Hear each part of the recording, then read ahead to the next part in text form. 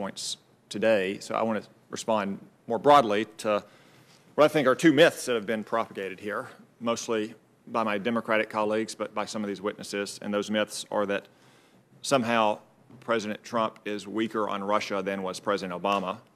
And second, that somehow NATO and deterrence is undermined by the United States rather than by Europe. So first, let's review what's happened in the first 5 months of this administration.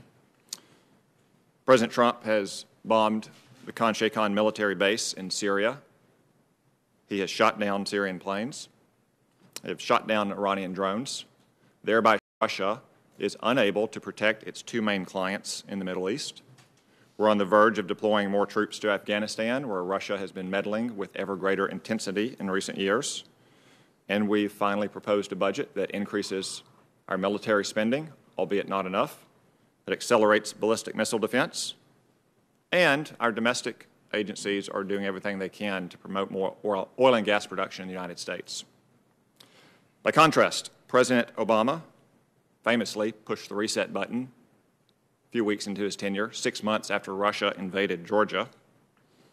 He mocked Mitt Romney for calling Russia our #1 geopolitical foe. He asked Dmitry Medvedev in a hot mic moment to wait until after the election to discuss missile defenses because he would have, quote, more flexibility.